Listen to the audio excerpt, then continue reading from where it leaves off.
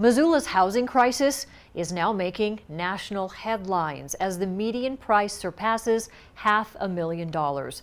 A recent article in the San Francisco Chronicle takes a look at the data changes over the pandemic and found Missoula at the top of the list of cities with the biggest changes in home value and inventory. So MTN's Katie Miller asks, is Missoula the next San Francisco? Is it a bubble? I think now it's more of a quote-unquote universal bubble.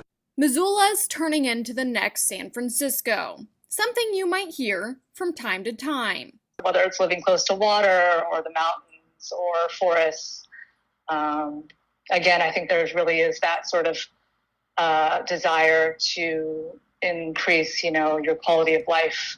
Kelly Huang, a San Francisco-based reporter, says the Bay Area is historically one of the most expensive places to buy a home. There's not a lot of new housing. There's some pretty restrictive zoning laws and, just a lot of history here that's made it difficult. Now, something we've heard anecdotally is proving true. Missoula, Montana's housing market matching San Francisco's. This is all according to Zillow's data. So one of her recent reports looked at 10 metro areas that saw the most drastic changes over the pandemic. Missoula just had the most, out of the entire list, the most extreme values. Wong's report in the San Francisco Chronicle shows Missoula had the most extreme changes in the country in home values and inventory. From January 2020 to January 2022, the cost of a home shot up 57%. Inventory declined 58%. Missoula also has some of the lowest inventory per capita, with about 1.4 homes per 1,000 people.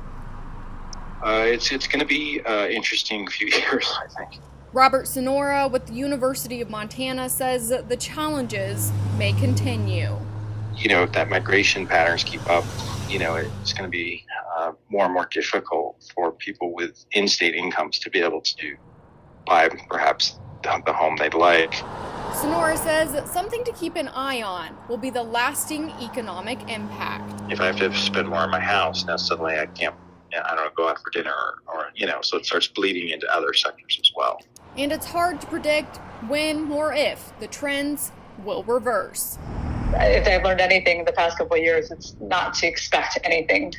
In Missoula, Katie Miller, MTN News. There is a sliver of hope for renters. Rental vacancy is actually improving, according to reporting by our news partners, the Missoula Current. The rental vacancy has hovered near zero for years now, but a recent report by Sterling Commercial Real Estate shows that figure is now 2.6%. Missoula's housing market has paved the way for scam artists to try to bilk would-be tenants out of thousands of dollars in first month's rent, deposits, and other items. So some red flags you should be aware of from scammers. If they waive all application fees and want you to send money ASAP via PayPal, Venmo, or those preloaded gift cards. If they only communicate with you via text or email. Landlords can't give you names of local businesses they use for home repairs. If it all sounds too good to be true, it's probably a scam. Now, we also looked at the prices of houses and condominiums in Gallatin County. The median price in February for a single-family home was a staggering $896,000. That's up year to year almost 49%. Those are high prices for sure, but that's if you can even find a house to buy. Inventory is down a little more than 26%. Numbers from the Gallatin Association of Realtors show houses spent 37 days on the market on average, which is down about a week. If you're looking at a condo in Gallatin County, expect to pay about $657,000. That's a jump of about 85%.